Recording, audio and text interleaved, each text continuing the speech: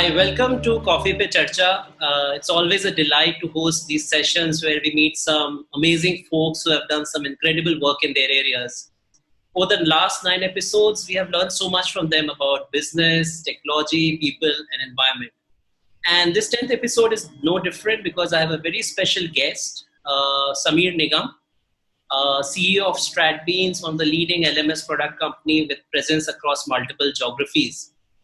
And for me, Sameer is one of the stars in the digital learning space, with his company having a user base of over 2 million across his enterprise learning management systems.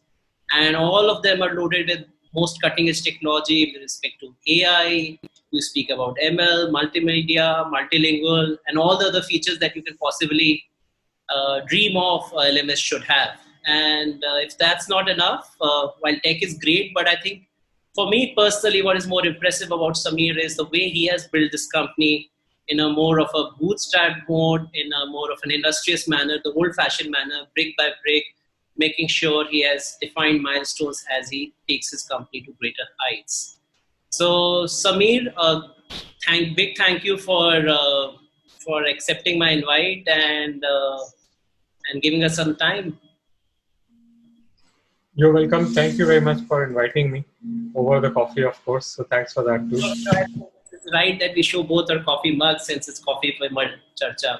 So Sameer, I would, without wasting time, I would just jump right in, and I'm so excited to hear about your stories and your experiences. While we have discussed a lot of them over our meetings, but I think one question is, what's the story of Stratbeans, right? How did it get started? What were the initial challenges? And, how is it going for you? 10 years back, is it 10 years since Stratbeans started or more than that? A little more.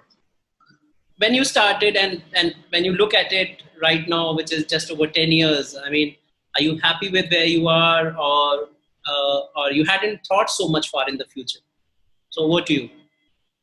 Okay, so thank you. I think it has been around 10 years, as you rightly say.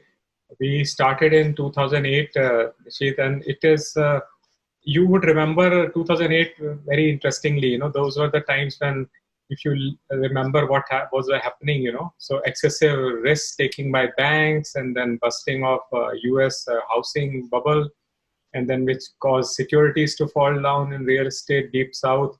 And then, which damaged financial institutions globally. And finally, Lehman Brothers fell off.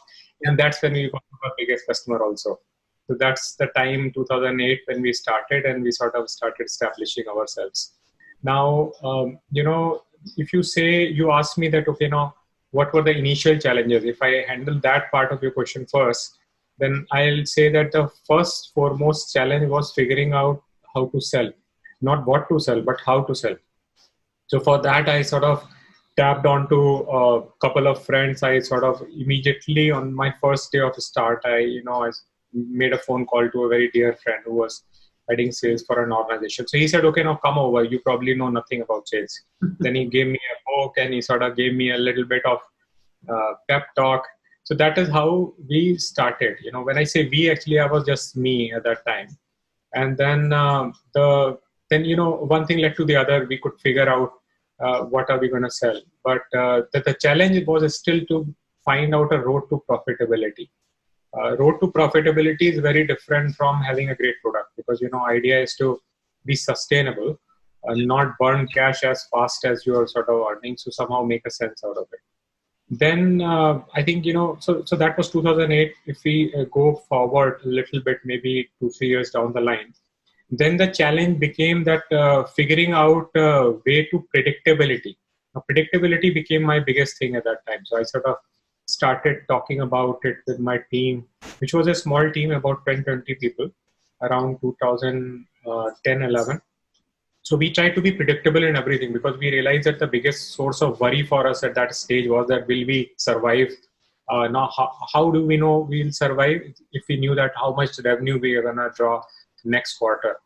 Now, initial days, most of the companies, they find it very difficult, and we also found it very difficult. So if we made a sale today, it doesn't qualify that we'll always make a similar sale next month. But we started making that well. So when we say predictability, also on the operational side, we wanted to make sure that, okay, now if we did a great job for this corporate, then how can we do it for the other one also? It was all dependent on having predictable employee base as well. So, we sort of stopped using any freelance models by then, so that, we can have a definite way in which to ensure what we deliver. So that was the 2008 and around. Now, you also say, what were my thoughts at that? How was I building business? So, to that part, if I have to answer you, I'll say that the guiding principles that I had initially were a couple of very clear guiding principles. At least I was thinking that I'll work through that, and they continue with me even now. So, I started with large businesses in mind, which means the customer base I wanted was, I wanted to be talking to MNCs in my sales efforts. I didn't want to go to small businesses. Uh, and the clear reason for me that time was that I had a couple of friends who had started just out of business school, and they were working with small businesses as well, and they were talking about their problem with the payment cycles, and saying that, how much effort it takes into selling. I realized that effort of selling was still the same for large corporates versus small corporates. It was slightly more difficult to make an entry in the first stage when you're sort of totally fresh and you've got no logos. But I started with large businesses, and that is still continuing with us. So we have got now about 150 large corporates whom we work directly with, and much larger number if you say how many we have worked with. So that was the first criteria I had, working with large businesses. The other thing was that, starting to enlist people. Now, when I say enlist people, you know what, you're an expert in that area. You sort of help people get hired. And, if you remember, you also helped me a lot in sort of sharing your ideas around it. But one of the things that I had was beyond employees as well. So I had a criteria for, identifying people who will last with me, like co-founders or those levels, or very senior employees. And there I had a very good process, really. So I used to spot smart people first. Like, when I'm networking, talking to friends or whoever, it could be anybody. So I'll sort of spot them, and I sort of would make a list that these are my good, friends. I would chat with them. Then what I will try to figure out is that, will I have chemistry with them? Will I like to work with them? Can we be good friends? That part was easy. But then there was a very interesting criteria I developed at that time, 2010-11, which was a 1 lakh rule. The 1 lakh rule really meant that, if you're working on something, within 3-4 serious time spent, which means something like 21 hours of my time spent with them, they suggesting something, I should really find a way to 1 lakh INR immediately, which means that there should be a closure of 1 lakh INR, either leading to a discussion with them or not. If that did not happen, then I would park them into my second sheet, which was like, maybe we'll check them out later. So this way, I sort of created a very good circle of people around me whose success I was leading to, which means that, we probably had a business fit. I was giving them money in some way. They were earning from me, and I was earning from maybe the references they brought or people they introduced. Over a period of time, I made it a 5 lakh rule. And for founding team, it became a 25 lakh rule, but then I found it very data driven. So these are my early things, really, if I tell you. I think, to your question, it probably got excited, gave you a very long answer. No, I think it all makes sense. And, I like that part, obviously, is when you said that one of the guiding principles you had was reaching out to your large corporates as against the smaller ones, because pretty much effort is the same, right? In fact, while I was hearing you, I kind of extrapolated a little bit, and I realized that once you get access, it's actually easier. I would not say easier. No sales is easy. It's actually less difficult to close out deals in a bigger corporate because, sort of those financial challenges are not that much, right? Because if you are reaching out on an average to a smaller corporate, the kind of negotiations that you have to go in terms of getting the pricing through is way higher than you have to go through in a large corporate, right? So it's actually, if you have the access, then possibly the journey after that is maybe a little easier in a large corporate. Right?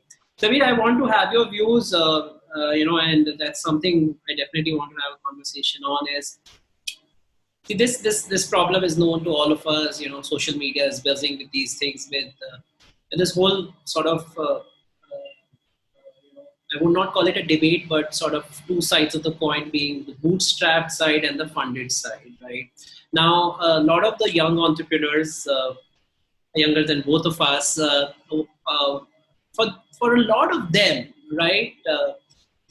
And I keep talking to them, and I'm sure a lot of people approach you for your advice as well. For a lot of them, what we see is that entrepreneurial success kind of boils down to raising the money part, right? And there, at times, to the extent at times, I don't see too much of a plan that they have in place to make sure that the organization is sustainably generating revenues and continuing.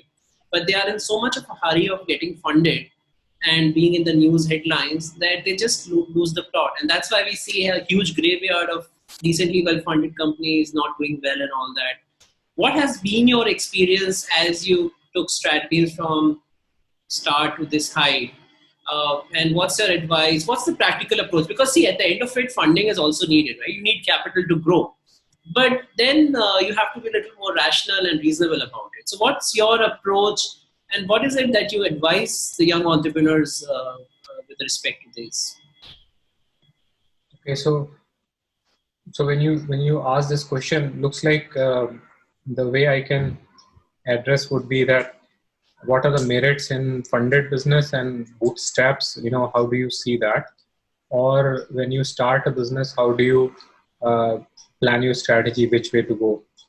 Okay, so one thing which I can only tell you from facts is that what I read that's not my preference, but I say that funded businesses are lot easier.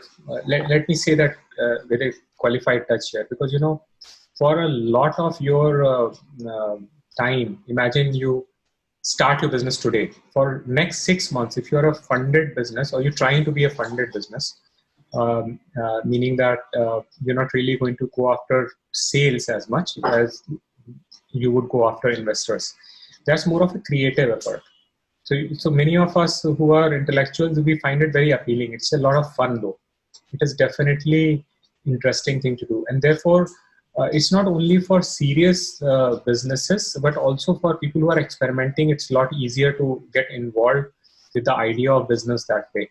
So I will say that that's definitely one thing. Even people in the campuses, when they're studying, they can go for like a participation in the business world by looking at an opportunity as investor being their key target.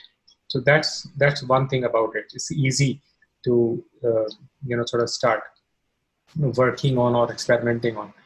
On the other hand, the bootstrap businesses, when you're talking about bootstrap businesses, I want to further qualify it, and I want to say, imagine you see businesses as not something.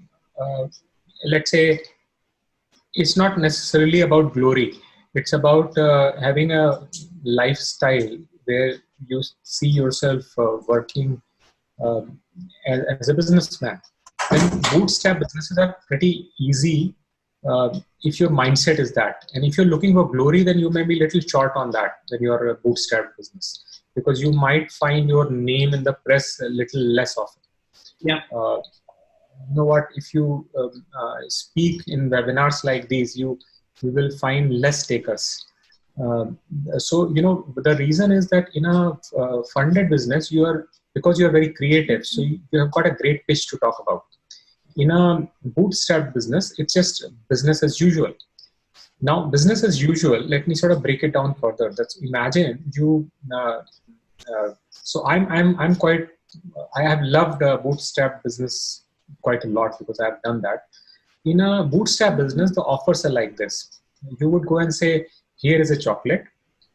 Do you eat it? You will say that to a customer. He will either say yes or no. There can't be a third thing about it. But in a funded business, typically your creative idea would look like this: that here is a chocolate which is also having a connection to IoT, and it may also be capable of making a coffee for you. I'm not trying to mock it. I'm trying to say they have got a creative surprise element to talk about when they go to a buyer. The buyer's reaction is always starting with a wow.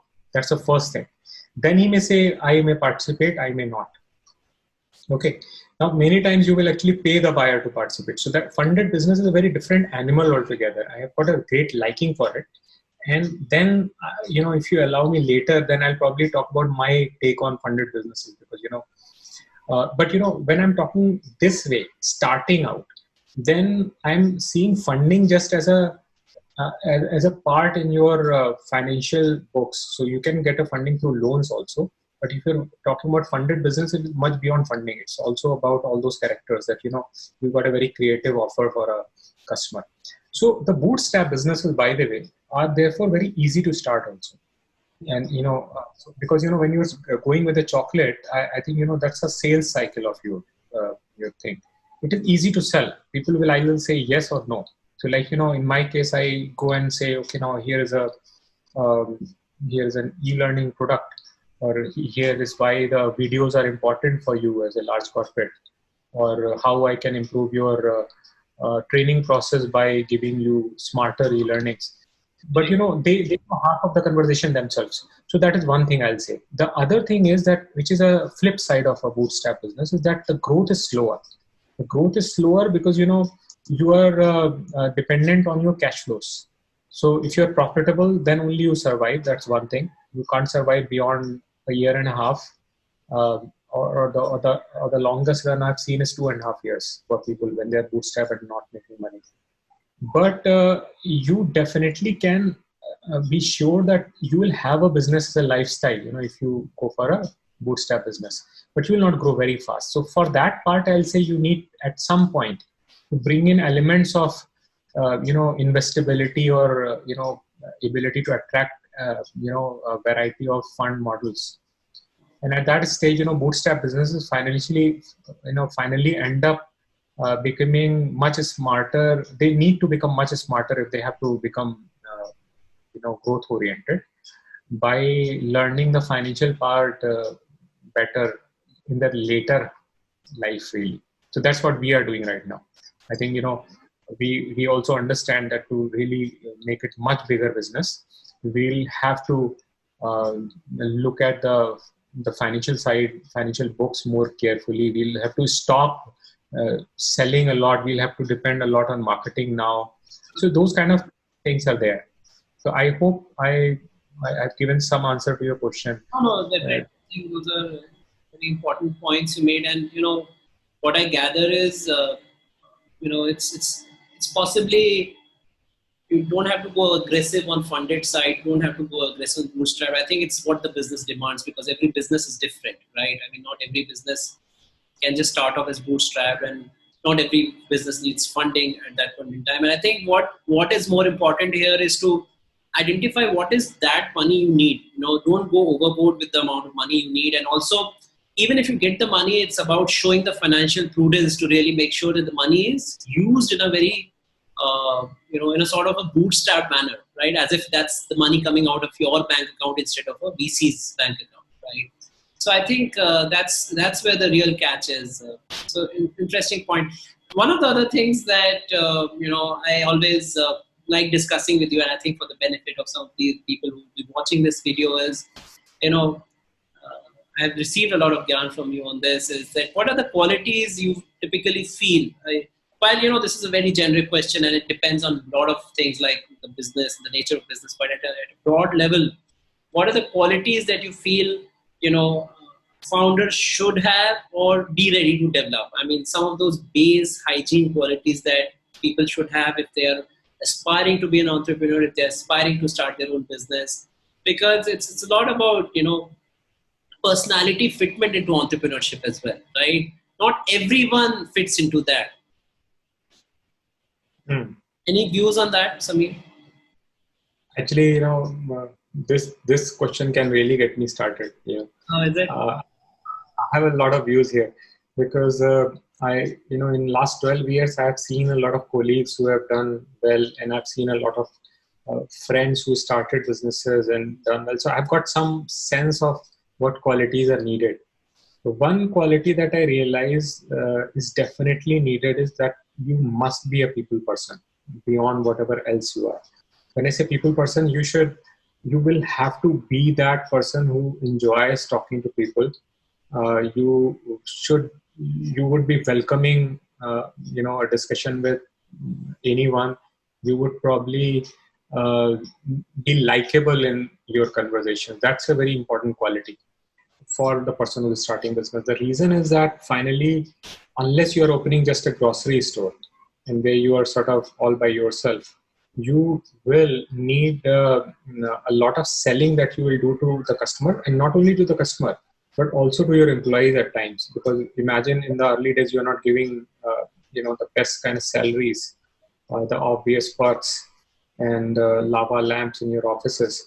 Then you will have to sell something else to them. So if you're a people person, then only you can figure out what's going on in their mind and what are the challenges of the person that you're talking to. And most of the time, people will be very forgiving if you are a people person. So they'll stick to you. So that quality is really very important. Now, if you realize this, if you're a people person, then only you will chat more and talk to people more. That way, you will get the sight of not only investors but also salespeople. So that's one thing. The other thing is that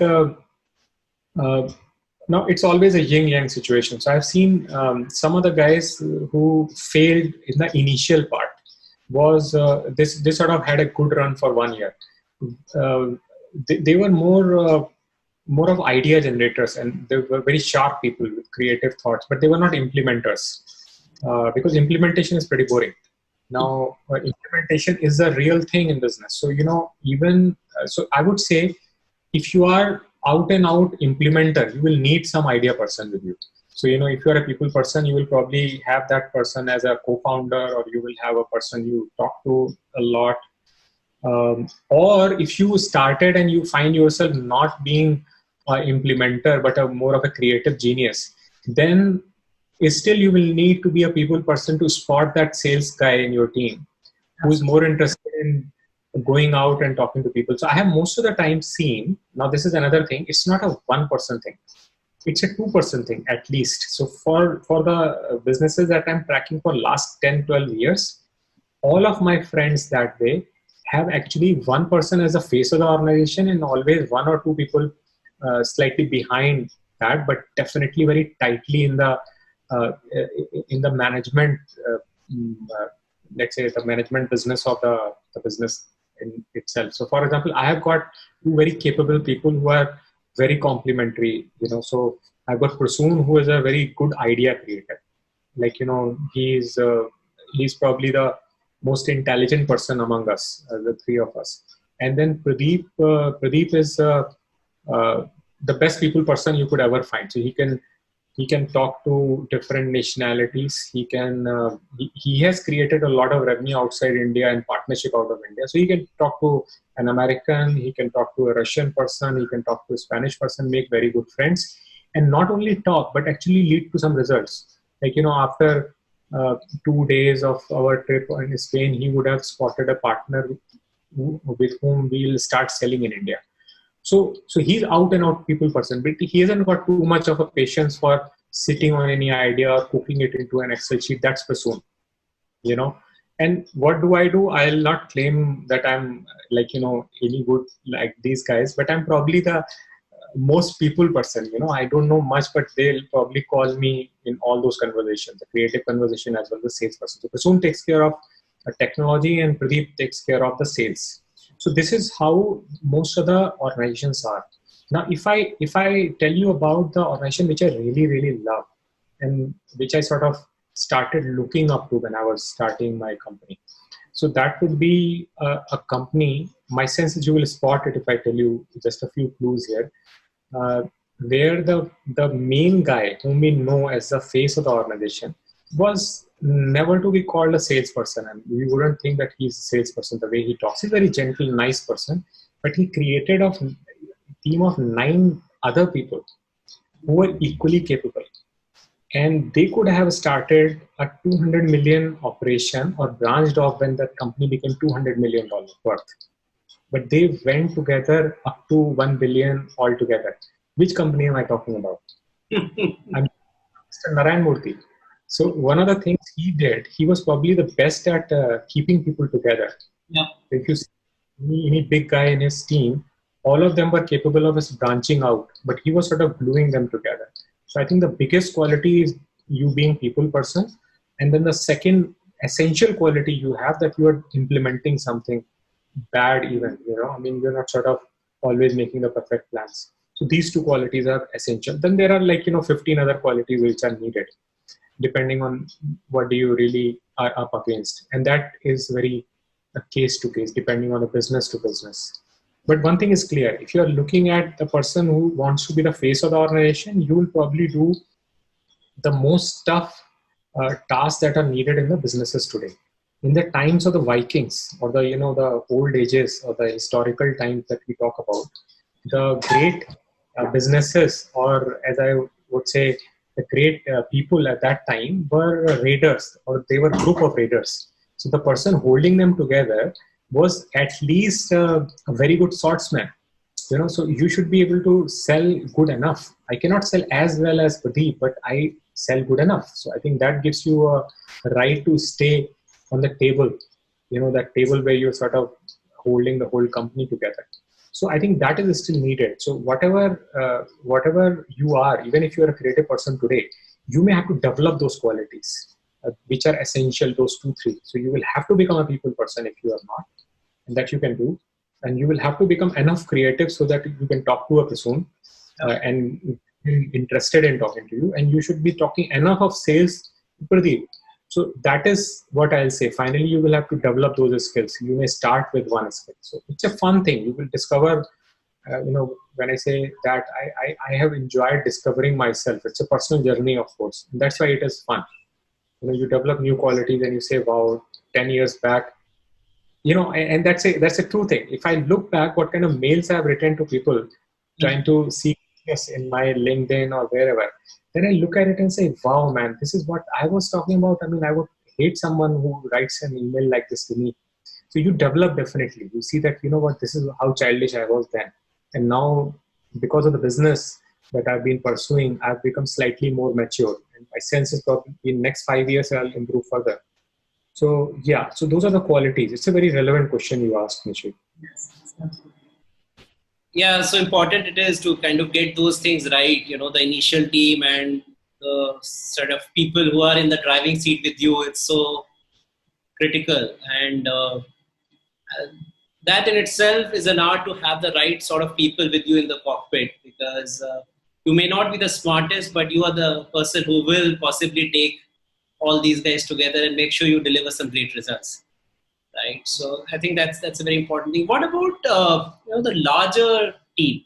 When I say the larger team, the folks who make it happen, the folks that deliver some great results to your clients, and they are incredibly important in the success of the organization, right? And again, I will bring in that lens of sort of which you pointed out, right? That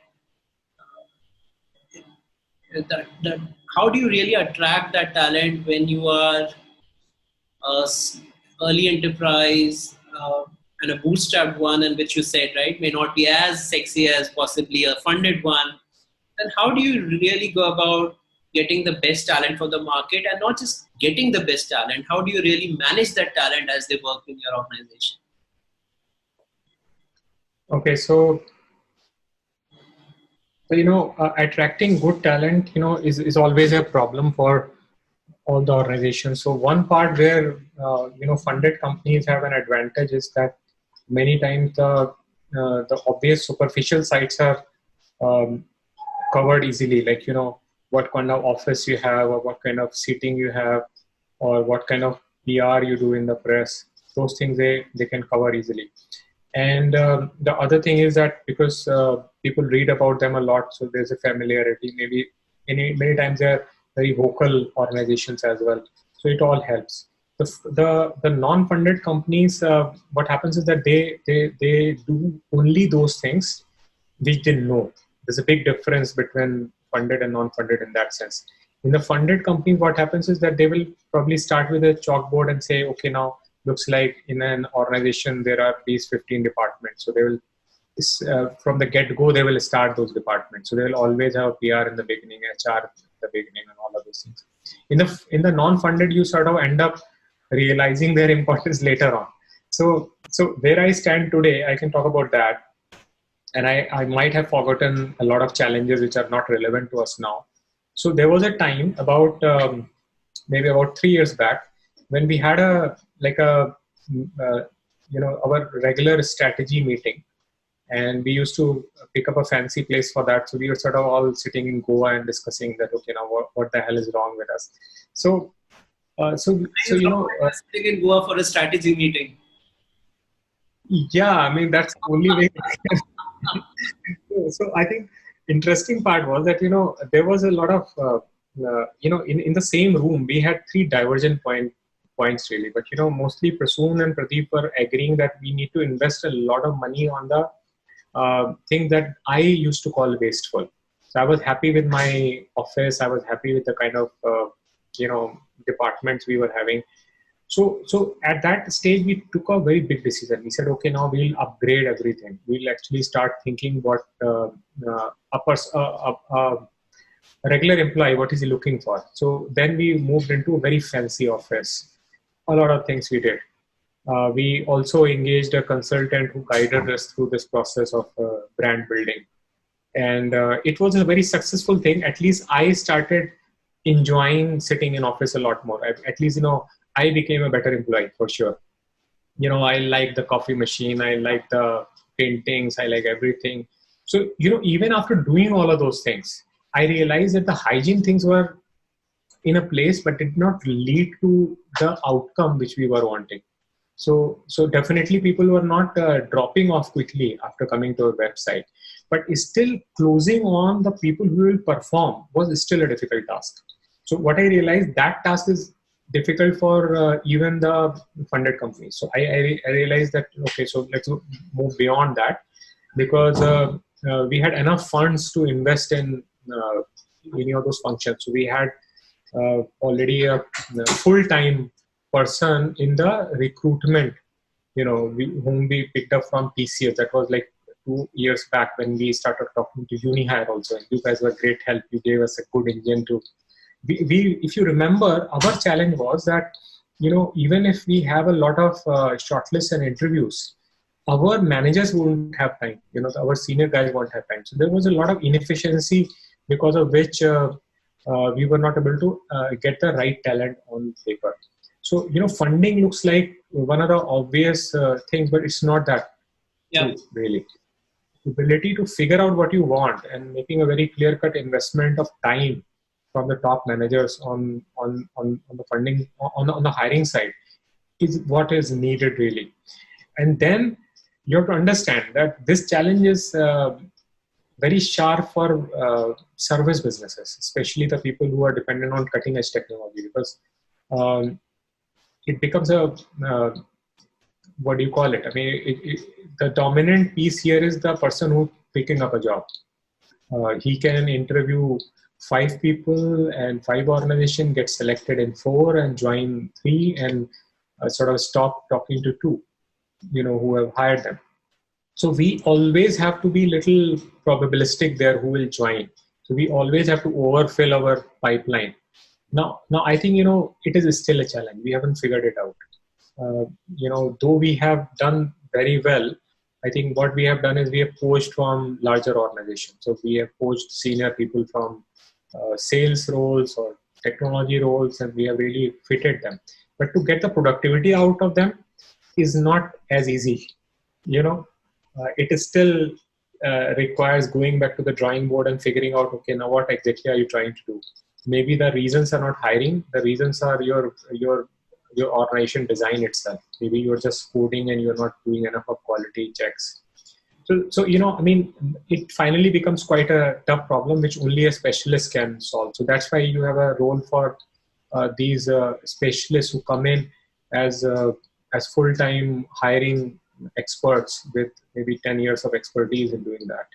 So that is, I really don't have a solution for it, but if you ask me, it's definitely a very important problem to solve, because many times our operations are affected because of the reasons that we haven't sorted out our hiring problems in all the departments. I mean, even in marketing, we have got open positions. In great technology parts we have. In sales also, we have got such a situation.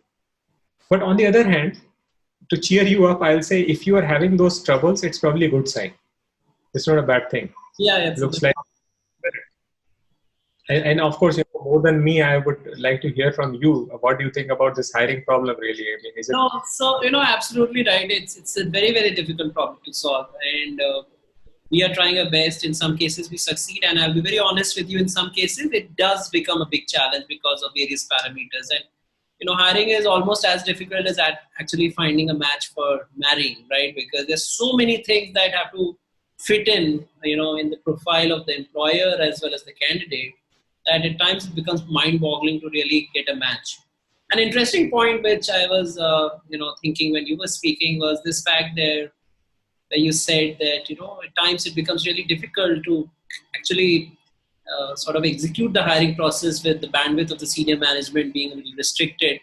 I think one interesting contrarian sort of things that I've seen happening is, and that gets me thinking that it's also has to do with a bit of this, I'm bringing that again and again in discussion, is this whole thing of bootstrapped companies as against funded companies. Because what I've seen in some of our other clients, the moment they have, let's say, a $5 million, $10 million in their accounts, the founding teams focus on 70%, they dedicate 70-80% of their time in just pure hiring, and the bandwidth is never a problem for them. And I think the reason that's happening because, for a funded company, they're answerable to their investors, right? Obviously, that's the luxury which bootstrap folks don't, which bootstrap folks have. So when you're answerable to your investors, the first thing the investor is going to ask, hey, we gave you the money, where's the team? Right? For them, it's, before the results or before the final, matrix of business, they first ask the founders as well. So for them, it becomes one of the investor KRAs that you have to have a team. So that's a kind of contrast that I'm kind of hearing when you're saying that at times in your case, the hiring back.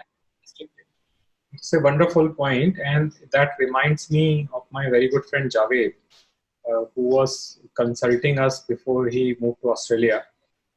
He said that, people in our kind of businesses, he was saying that, you guys tend to become hobbyists because, there's nobody above you. So you can decide to go slow, and that's just the right pace. And when you've got investors on your head, of course, like you're saying, they're pushing you for finishing your homework. They're saying, where's the team? Why haven't you finished it? So you're right. That always helps. So that's a great point. When you see funded companies, they definitely have to be smarter, for sure. We see it in action day in and day out at UniHyr with the portfolio of funded and non-funded companies in our thing. We realize that this happens quite often. Sameer, what's the final take on COVID? Where are we heading? What kind of workplace we will have in the future? Is it going to impact permanently, or are we going to spring back to the days of pre-COVID times?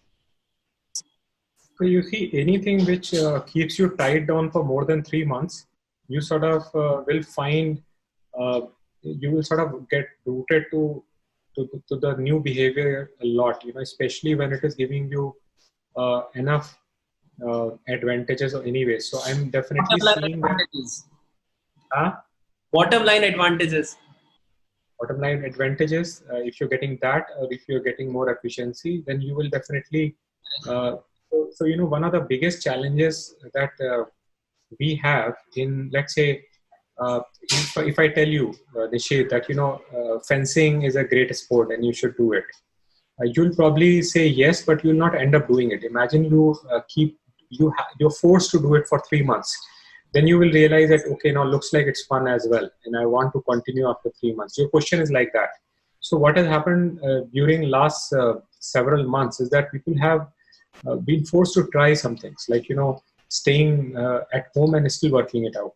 So many organizations I'm talking to, I'm especially talking about the friends, who are running their own businesses. Many of them have a very different, a different view on the real estate right now. So they have normally diluted 25 to 25% capacity. So they are only having essential workforce come in. So that is definitely a permanent change. So people will definitely not look for offices in the same way as they used to. They will see it as a value add, where you go and do something as a meeting. They'll not, and I'm also talking about large corporates like Cognizant talking about it this way. So some of those things will happen. The other thing is that how much you can juice out these, video conferences. That's one thing we have learned now. So there's a lot of productivity happening on them. People are much more savvy using these tools. So that will stay. Then certain kind of job roles will probably come in now, and some of the job roles will become very different now. Work from home is a location now.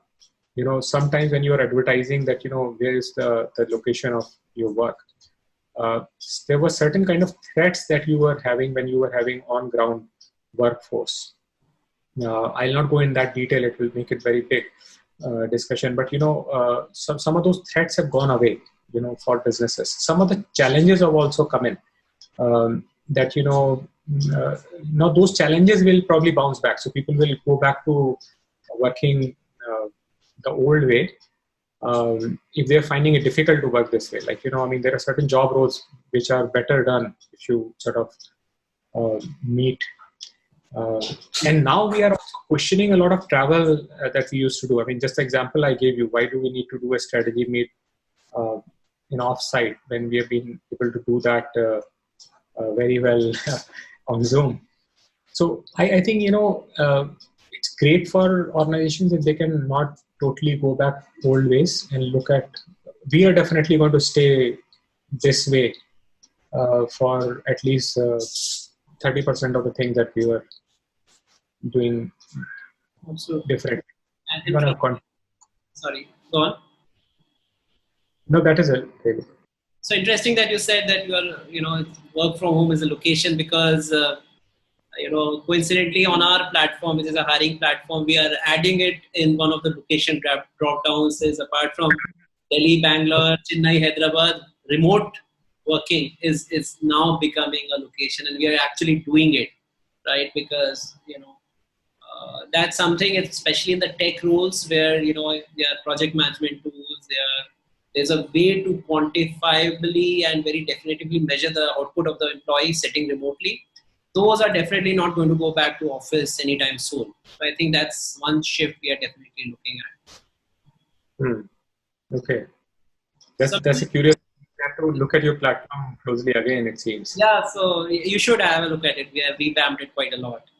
So, Sameer, thank you. I believe this was a thoroughly enjoyable conversation, and it's always a pleasure to talk to you, be it on this Zoom call or be it on a cup of coffee or over a mug of beer. And all the best for Stratbeans and where you are heading. Thank you very much to the listeners and you, and enjoy your day and the rest of the week. Bye-bye. Okay. Thank you, Sameer.